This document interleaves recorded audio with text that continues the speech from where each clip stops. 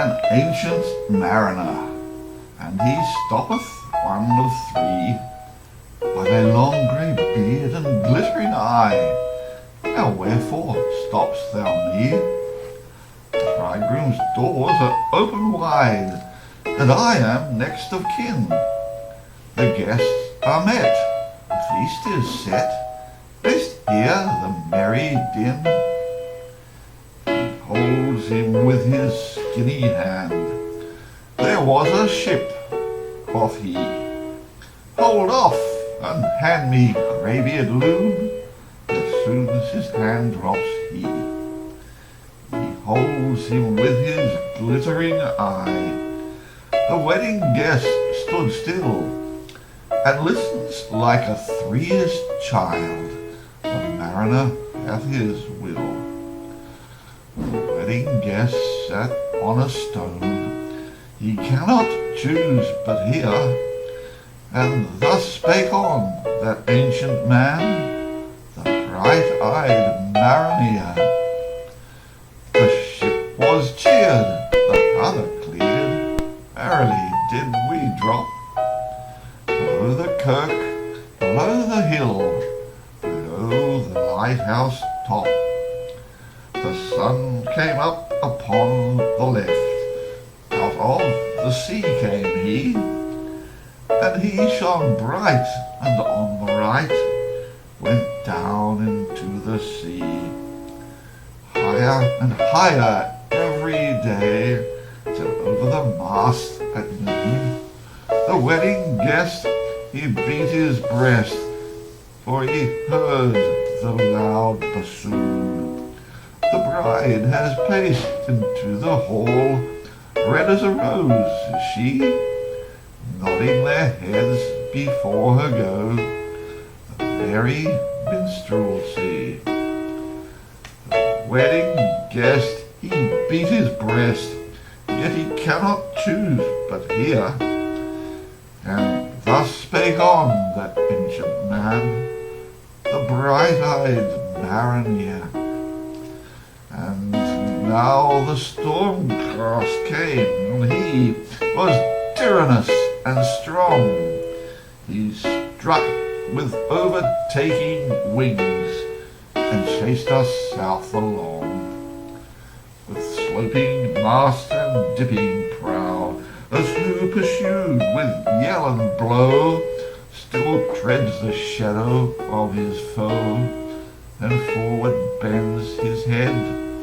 The ship drove fast, loud roared the blast, and southward, aye, we fled.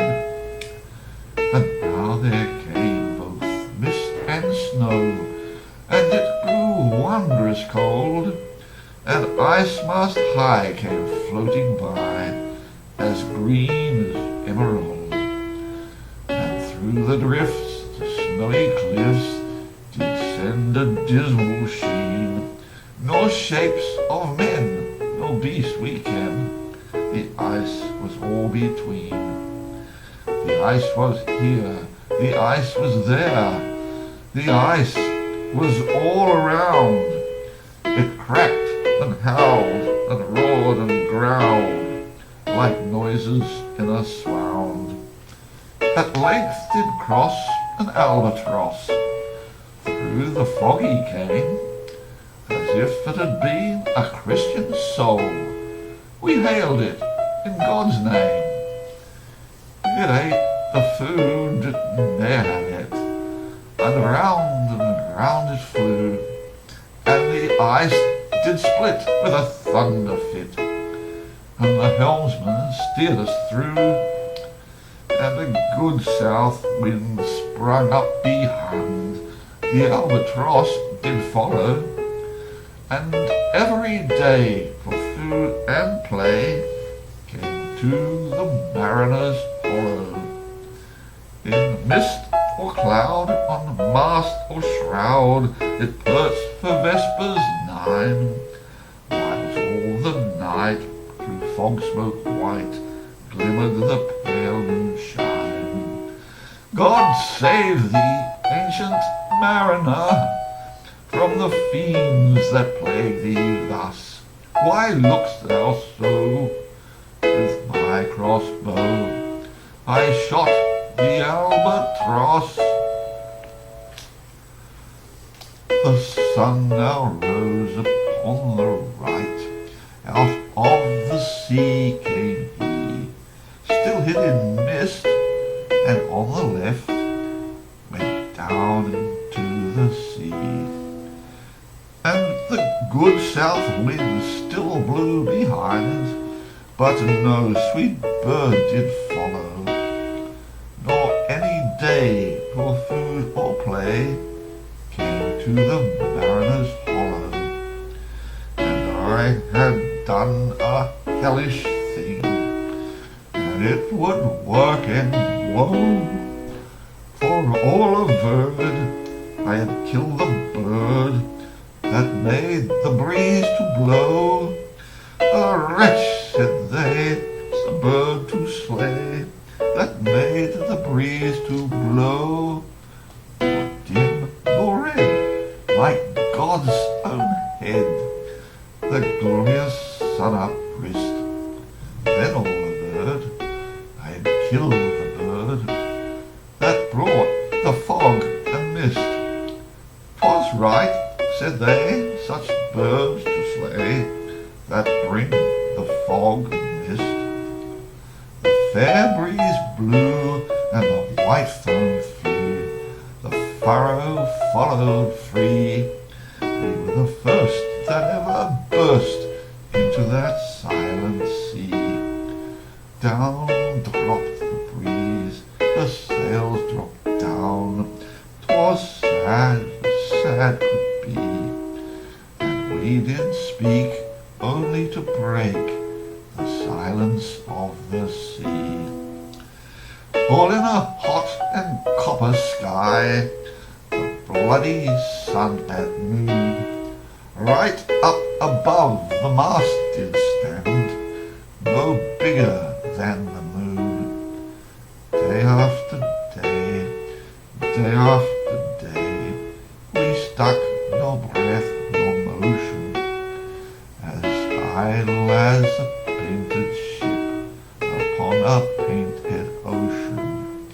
Water, water, everywhere, and all the boards did shrink. Water, water, everywhere, nor any drop to drink. And the very deep did rot. O Christ, that ever this should be! Yea, slimy things did crawl with legs upon the slimy sea. About, about, in reel and rout, the death fires danced at night. The water like a witch's oils burnt green and blue and white. And some in dreams assured are of the spirit who plagued us so. 9 fathom deep he had followed us from the land of mist and snow, and every tongue through utter drought was withered at the root. We could not speak no more than if we had been choked with soot. Ah, well a day, what evil looks had I from old and young! Instead of a cross, the albatross about my neck was hung. There passed a weary time, each throat was parched and glazed each eye. A weary time, a weary time, now glazed each weary eye. When looking westward I beheld a something in the sky. At first it seemed a little speck, and then it seemed a mist. It moved and moved, and took at last a certain shape, I wist. A speck, a mist, a shape, I wist, and still it neared and neared, as if dodged a water sprite. It plunged and tacked and veered, with throats unslaked, with black lips baked. We could not laugh nor wail. Through utter drought, all dumb we stood. I bit my arm, I sucked the blood, and cried, "A sail, a sail!" With throats unslaked, with black lips baked, agate they heard me call. Gramercy they for joy did grin, and all at once their breath draw in, as they were drinking all. "See, see," I cried, "she tacks no more, with a worker's wheel, without a breeze, without a tide, she steadies on upright keel." The western wave was all aflame, the day was well nigh done. Almost upon the western wave rested the broad bright sun, when that strange shape drove suddenly betwixt us and the sun, and straight the sun was flecked with bars. Heaven's mother, send us grace. As if through a dungeon great he peered, with broad and burning face. Alas, thought I, and my heart beat loud, how fast she nears are those her sails that glance in the sun, like restless gossameres. Are those her ribs to which the sun doth peer as through a grate? And is that woman all her crew?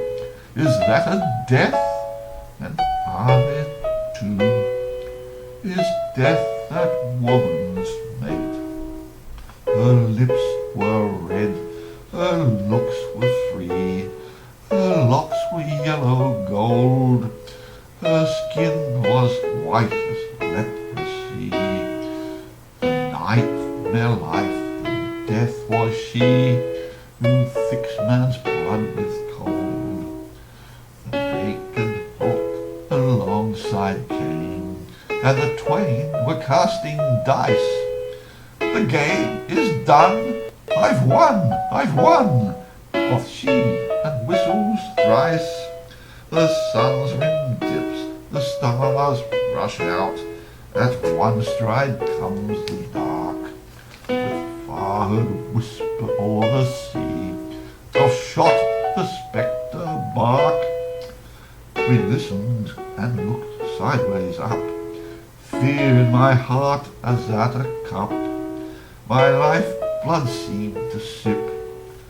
The stars were dim and thick the night. The steersman's face by his lamp gleamed white. From the sails the dew did drip, till clomb upon the eastern bar the horned moon with one bright star within the nether tip. One after one by the star-dogged moon, too quick for groan or sigh, each turned his face with a ghastly pang, and cursed me with his eye. 4 times 50 living men, and I heard nor sigh nor groan. With the heavy thump, the lifeless lump, they dropped down one by one. The souls did from their bodies fly, they fled to bliss or woe, and every soul it passed me by like the whiz of my crossbow. I fear thee, ancient mariner, I fear thy skinny hand, and thou art long and lank and brown, as is the rib-sea sand. I fear thee, and thy glittering eye, and thy skinny hands so brown.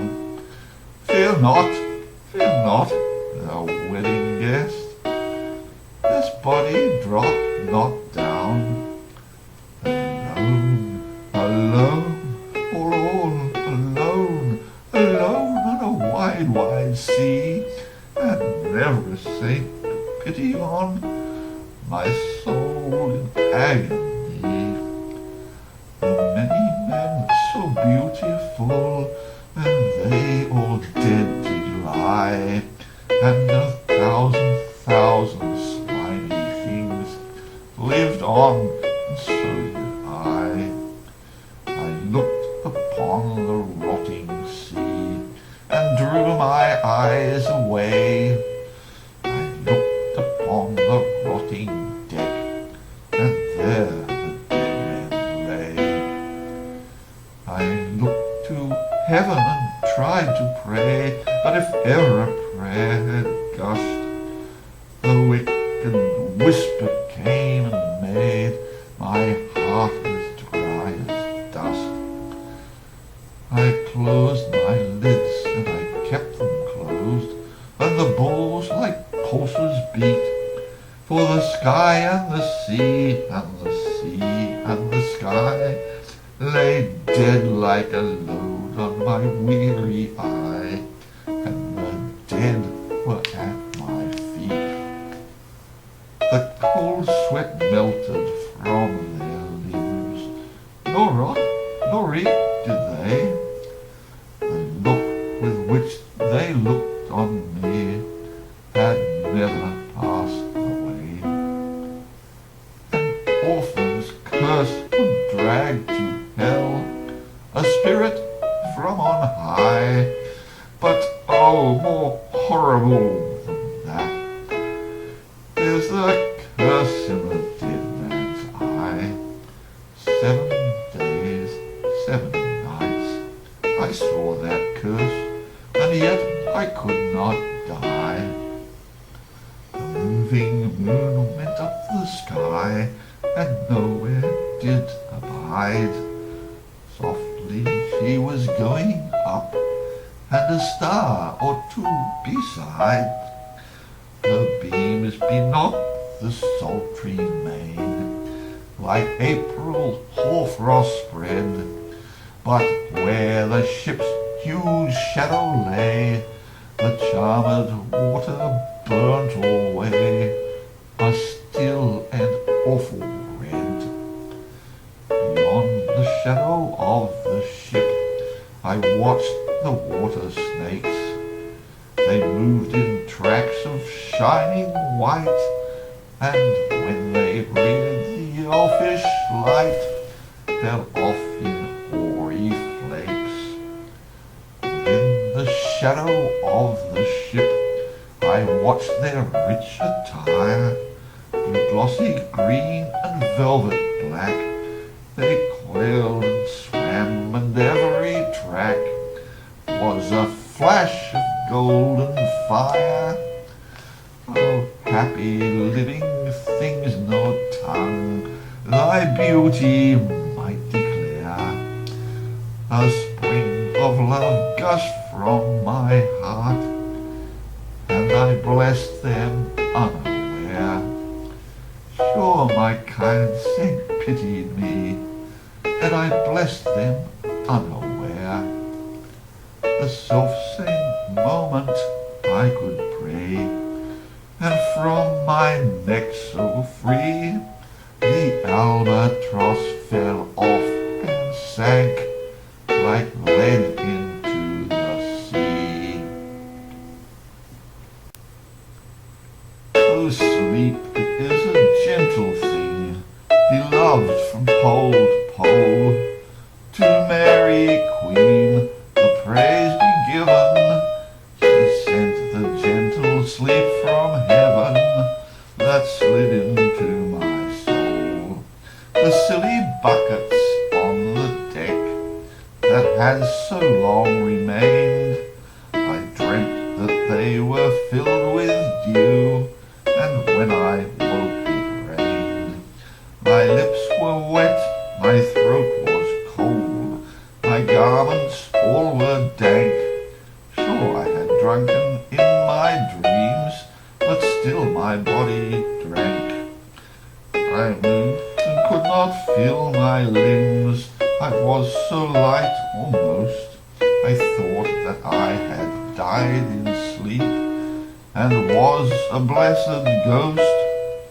And soon I heard a roaring wind, it did not come anear, but with its sounds it shook the sails that were so thin and sere. The upper air burst into life, and 100 fire flags sheen. To and fro they were hurried about, and to and fro, and in and out, the wan stars danced between. And the coming wind did roar more loud, and the sails did sigh like sedge, and the rain poured down from one black cloud. The moon was at its edge. The thick black cloud was cleft and still. The moon was at its side, like water shot from some high crag. The lightning fell with never a jag in a river steep and wide. The cloud would never reach the ship, yet now the ship moved on. Beneath the lightning and the moon, the dead men gave a groan. They groaned, they stood, they all uprose, nor spake, nor moved their eye. It had been strange, even in a dream, to have seen those dead men rise. The helmsman steered and the ship moved on, yet never a breeze up blew. The mariners all again worked the ropes where they were wont to do. They raised their limbs like lifeless tools. We were a ghastly crew. The body of my brother's son stood by me, knee to knee. The body and I pulled on one rope, but he said naught to me. I fear thee, ancient mariner, be calm, thou wedding guest. 'Twas not those souls that fled in pain, which to their corpses came again, but a troop of spirits blessed. For when it dawned, they dropped their arms and clustered round the mast. Sweet sounds rose slowly from their mouths, and from their bodies passed. Around, around, sweet sound, then darted to the sun. Slowly the sounds came back again, now mixed, now one by one. Sometimes dropping from the sky, I heard the skylark sing. Sometimes all little birds that are, how they seem to fill the sea and air with their sweet jargoning. And now 'twas like all instruments, now like a lonely flute, and now it is an angel's song that makes the heavens mute. It ceased, yet still the sails made on, a pleasant noise till noon, a noise like a hidden brook in the leafy month of June, that to the sleepy woods all night singeth a quiet tune. Till noon we quietly sailed on, yet never a breeze did breathe. Slowly and smoothly went the ship, moved onward from beneath. Under the keel 9 fathom deep, from the land of mist and snow, the spirit slid, and it was he that made the ship to go. The sails at noon left off their tune, and the also. The sun, right up above the mast, had fixed her to the ocean. But in a minute she 'gan stir with a short, uneasy motion, backwards and forwards half her length, with a short, uneasy motion. Then, like a pawing horse let go, she made a sudden bound. It flung the blood into my head, and I fell down in a swound. How long in that same fit I lay, I have not to declare, but there my living life returned. I heard, and in my soul discerned, two voices in the air. Is it he, quoth one? Is this the man, by him who died on cross? With his cruel bow he laid full low the harmless albatross. The spirit who bideth by himself in the land of mist and snow. He loved the bird, but loved the man who shot him with his bow.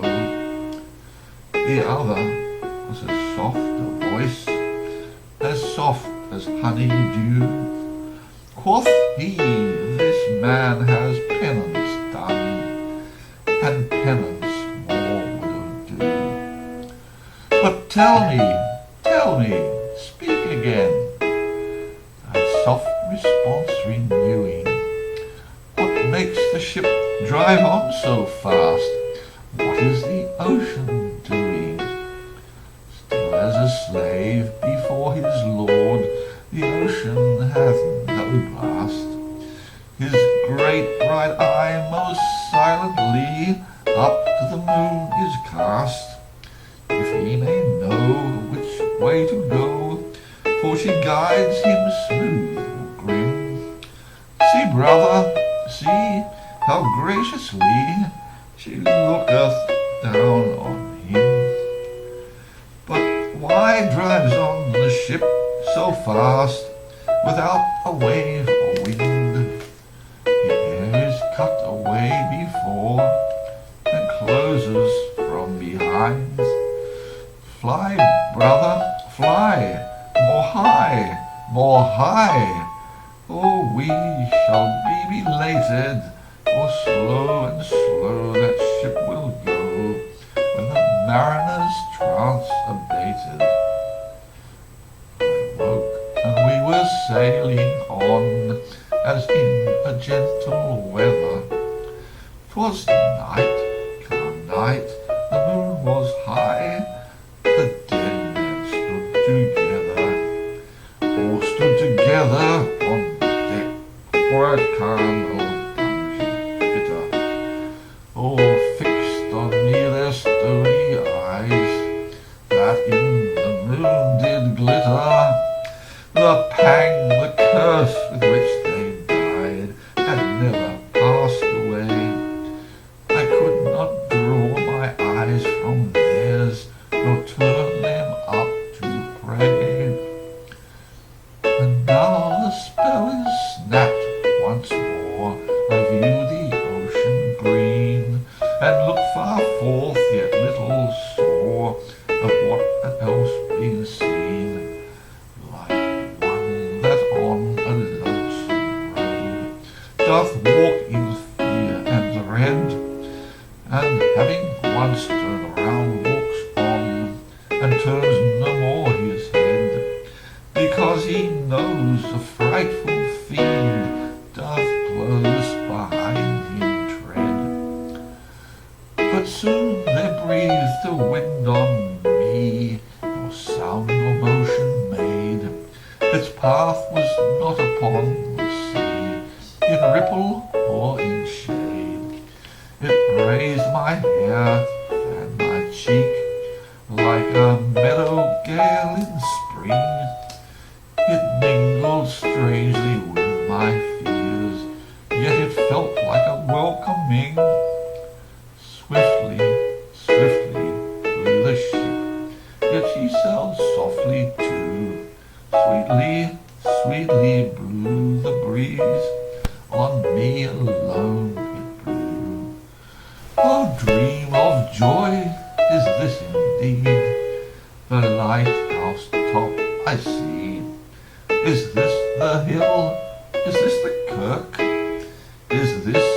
own country. We drifted o'er the harbour bar, and I with sobs did pray, oh, let me be awake, my God, oh, let me sleep away. The harbour bay was clear as glass, so smoothly was it strewn, and on the bay the moonlight lay, and the shadow of the moon. The rock shone bright, the kirk no less, that stands above the rock. The moonlight steeped in silentness, the steady weathercock, and the bay was bright with silent light till rising from the same. For many shapes that shadows were in crimson colours came. A little distance from the prow those crimson colours were. I turned my eye upon the deck. Oh Christ, what saw I there? Each corpse lay flat, lifeless and flat, and by the holy rood, a man all light, a seraph man, on every corpse there stood. This seraph band each waved his hand, it was a heavenly sight. They stood as signals to the land, each one a lovely light. This seraph band each waved his hand, no voice did they impart, no voice, but oh, the silence sank like music on my heart. But soon I heard the dash of oars, I heard the pilot's cheer. My head was turned perforce away, and I saw a boat appear. The pilot and the pilot's boy, I heard them coming fast. Dear God in heaven, it was a joy the dead men could not blast. I saw a third, I heard his voice. It is the hermit good. He singeth loud his godly hymns that he makes in the wood. He'll shrive my soul, he'll wash away the albatross's blood. This hermit good lives in that wood which slopes down to the sea. How loudly his sweet voice he rears, he loves to talk with mariners that come from a far country. He kneels at morn and noon and eve, he hath a cushion plump. It is the moss that wholly hides the rotten old oak stump. The skiff boat nears, I hear them talk. Why, this is strange, I trow. Where are those lights so many and fair that signal made but now? Strange, by my faith, the hermit said, and they answered not our cheer. The Blackstock walked, see those sails, how thin they are and sere.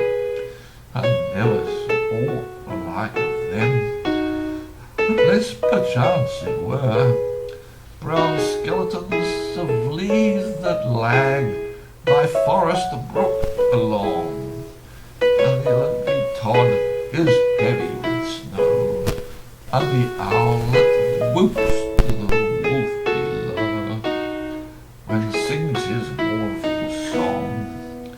Dear Lord, it has a fiendish look. The pilot made reply, I am afeard. Push on, said the hermit cheerily. The boat came close to the ship, but I no spake nor stood. boat came close beneath the ship, and straight the sound was heard. Under the water it rumbled on, still louder and more dread. It reached the ship, it split the bay. The ship went down like lead, stunned by that loud, dreadful sound, which sky and ocean smote, like one that hath been 7 days drowned. My body lay afloat, but swift as dreams myself I found within the pilot's boat. Upon the whirlwind sank the ship, the boat spun around and around, and all was still save that the hill was telling of the sound. I moved my lips, the pilot shrieked and fell down in a fit.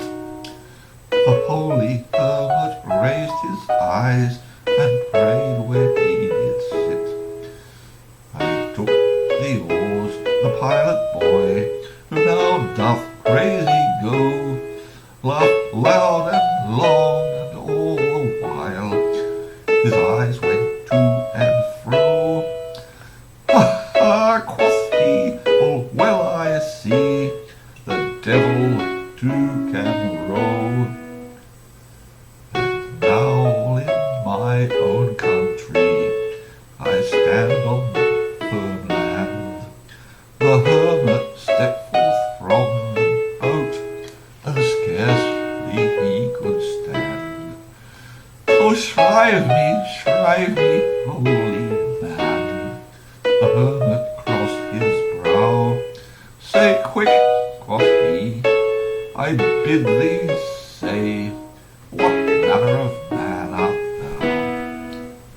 Forthwith his frame of mind is wrenched with a woeful agony, which forced me to begin my tale, and then it let me free. Since then, at an uncertain hour, that agony returns, and till my ghastly tale is told, this heart within me burns. I pass like night from land to land, I have strange power of speech. The moment that his face I see, I know the man who must hear me, and to him my tale I teach. What loud uproar burst from that door? The wedding guests are there, but in the garden are the bride and bridemen singing are, and hark the little vesper bells, which biddeth me to prayer. The wedding guest this soul has been, alone on a wide, wide sea. So lonely 'twas that God himself scarce seemed there to be.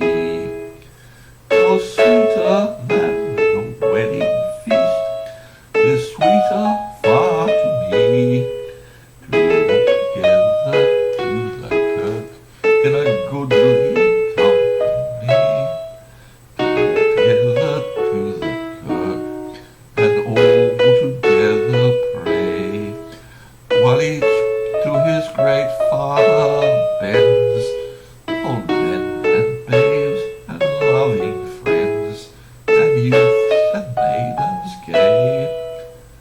Farewell, farewell, but this I tell, to thee thou